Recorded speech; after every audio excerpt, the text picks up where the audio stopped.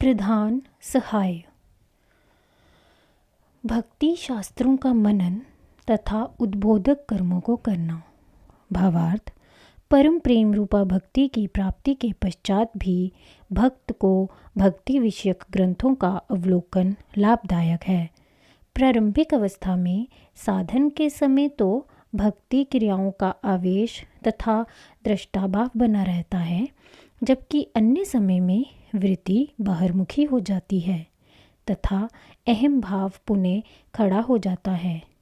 बाहरमुखी वृत्ति में भी भक्ति का विषय ही किसी प्रकार अभिमुख बना रहे, इसके लिए भक्ति विषयक ग्रंथों का अवलोकन करते रहना चाहिए। कुछ लोगों का इसके विपरीत मत है कि शास्त्र अवलोकन की भक्त को क्या आवश्यकता है, जो कि उचित नहीं दिखता।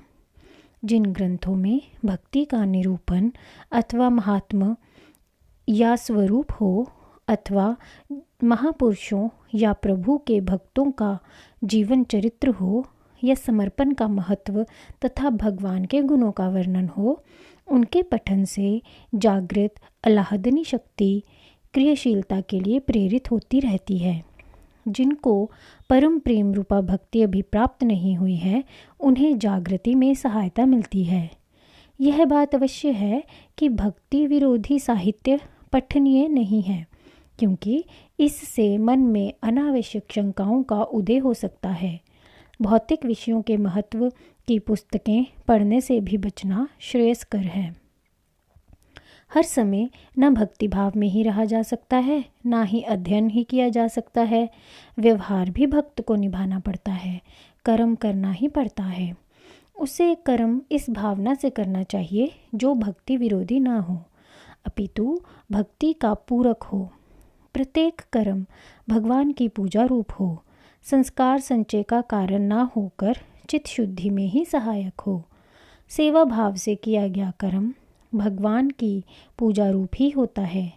निषिद्ध कर्मों का तो सर्वथा त्याग ही कर देना चाहिए।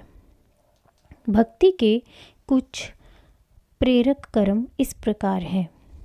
पहला, महापुरुषों भगवत भक्तों की तन मन धन से सेवा तथा उनके निर्देश आदेश अथवा उपदेश अनुसार जीवन के विकास का प्रयत्न। दूसरा, यथासंभव दीनहीन दुखियों की सहायता सेवा। तीसरा, भगवान के प्रति समर्पण भाव, भगवान जिस भी स्थिति में रखें उसमें भगवान की कृपा का अनुभव। चौथा, सच्च चरित्र अपनाने का प्रयत्न। पांचवा, भगवान की पूजा सेवा आरती प्रार्थना आदि। छठा, सत्संग सत्यशास्त्र अवलोकन कीर्तन आदि, जप सिमरन चिंतन आदि। अपने वर्ण आश्रम का यथासंभव धर्म पालन करना। नम्रता मधुरता तथा परहित को धारण करने का प्रयत्न। सारा जगत मेरे प्रभु का ही बनाया है, अतः जीवों में प्रभु ही विराजमान है, इसका अभ्यास। सुख दुख इच्छा लाभ आदि का त्याग हो जाए, ऐसे समय की प्रतीक्षा करते हुए आधा क्षण भी व्यर्थ नहीं गंवाना चाहिए। सूत्रकार ने दुख से पहले सुख त्याग की बात कही है। यह संभव नहीं कि जीव दुखों का त्याग कर दे तथा सुख भोग ले। यद्यपि प्रत्येक जीव जगत में सुख की ही कामना करता है, परंतु पाता दुख है। बीच बीच में उसे सुख का आभास अवश्य होता रहता है। सुख दुख का जोड़ा है, कभी सुख तो कभी दुख। ना सदैव सुख रहता है ना दुख। जिसको सुख दुख से अतीत अवस्था प्राप्त करने की जिज्ञासा हो, उसे दोनों का ही त्याग करना होगा। सुख का अर्थ न यहाँ सुख से है, न दुख का अर्थ दुख है, अपितु सुखी होना या दुखी होना है। क्योंकि सुख तब तक सुख नहीं जब तक कोई उसे सुखी ना हो। इसी प्रकार दुख तब तक दुखी नहीं जब तक कोई उस दुख में अनुभव ना करे। सुख तथा सुखी होने और दुख तथा दुखी होने का यह अंतर विचारणीय है। भाव यह है कि नारद जी जब सुख दुख के त्याग की बात कहते हैं तो उनका भाव सुखी तथा दुखी ना होने से है। सुख दुख तो प्रारब्धवशात आएंगे ही, उन्हें त्यागने का अधिकार मनुष्य के पास है ही नहीं, किंतु हाँ, वह भक्ति के निरंतर अभ्यास तथा परम प्रेम रूपा भक्ति की कृपा से ऐसा चित्त अवश्य विकसित कर सकता है जो सुख से सुखी ना हो, दुख से दुखी ना हो। यही सूत्रकार भक्त से आशा करते हैं। अब रही बात इच्छा की, किसी की भी सब इच्छाएं पूरी हुई हैं क्या? यदि कोई भाग्यवश कोई पूरी होती भी है तो उससे पूर्व ही 10 दूसरी उभर आती हैं। अभाव का भाव सदैव ही यथावत रहता है। इच्छा पूर्ति का केवल एक ही उपाय है कि कोई इच्छा रहे ही नहीं। यही पूर्ण कामता है जो परम प्रेम रूपा भक्ति की कृपा से ही प्राप्त हो सकती है। उसी अवस्था की इच्छा करने को नारद जी कहते हैं। यह इच्छा पूरी होने पर अन्य सभी इच्छाएं समाप्त हो जाती हैं। लाभ से अर्थ हानि लाभ का विचार है, जिसके फल की आशा रखकर ही जीव लाभ के लिए कर्म करता है। वह कर्म के मनो अनुकूल फल को ही लाभ मानता है, किंतु लाभ कभी अकेला नहीं आता, उसके सदैव ही हानि भी लगी रहती है।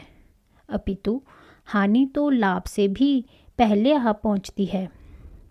सुख दुख की भ्रांति हानि लाभ का भी अर्थ है। फल की अनुकूलता प्रतिकूलता तो प्रारब्ध के अधीन है, जो होना होगा होगा ही, किंतु अनुकूलता तथा प्रतिकूलता से होने वाले सुख दुख के अनुभव से जीव बच सकता है। यह ठीक है कि परम प्रेम रूपा भक्ति की सिद्धि होने पर स्वतः ही जीव के समक्ष सुख दुख इच्छा तथा लाभ से अतीत अवस्था प्रकट हो जाएगी, किंतु तब तक भक्त को क्या केवल इस समय की प्रतीक्षा में ऐसे ही बैठा रहना चाहिए अथवा उसे प्राप्त करने के लिए भजन में रत रहना चाहिए? नारद जी कहते हैं कि उसे एक क्षण भी व्यर्थ नष्ट नहीं करना चाहिए। भक्त के जीवन में एक एक क्षण का भी महत्व होता है। भक्त समय की कीमत जानता है। यह उसके भौतिक सुविधाओं की बहुमूल्य निधि है, जिसका उपयोग वह भक्ति के लिए करता है।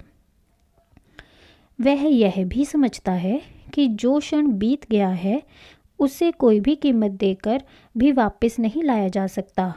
इसीलिए वह एक एक क्षण का उपयोग भजन की प्रति ही करता है।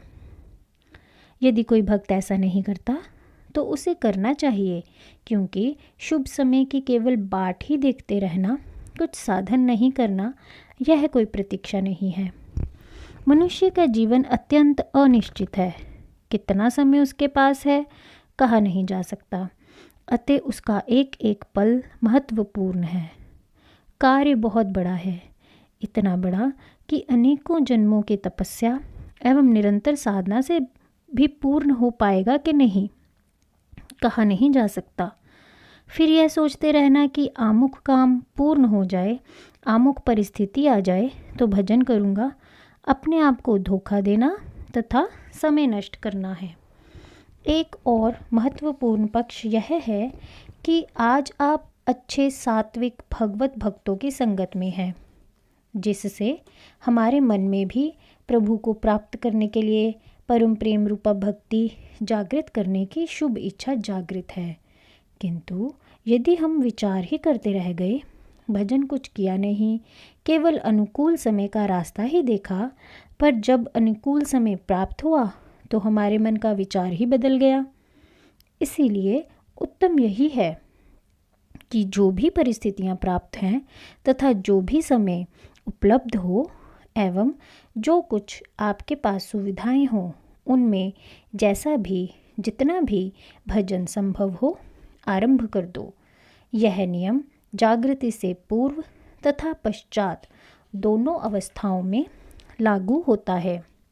विशेषकर भजन का स्वभाव तथा भक्ति जागृति का उपयुक्त समय युवावस्था ही होता है। बुढ़ापे में जब मन का स्वभाव पक जाता है, इंद्रियों में शिथिलता आ जाती है, उठा बैठा भी नहीं जाता, तब क्या साधन भजन होगा। हाँ, यदि युवावस्था में ही ऐसा स्वभाव तथा परिस्थितियाँ बन जाए तो बुढ़ापे में भी क्रम चलता रह सकता है। आधाशन बिगाड़े बिना ही साधन में जुट जाओ। आयु तो देखते ही देखते निकली जा रही है, दिन पर दिन तथा रातों पर रातें व्यतीत होती जा रही है। सूर्य उदय होता है, साय को ढल जाता है। यह क्रम घड़ी भर के लिए भी नहीं ठहरता। इसी के साथ व्यतीत हो जाता है मनुष्य का जीवन भी। सुविधापूर्वक तथा अनुकूल समय का भजन जैसे महत्वपूर्ण कार्य के लिए प्रतीक्षा करना उचित नहीं।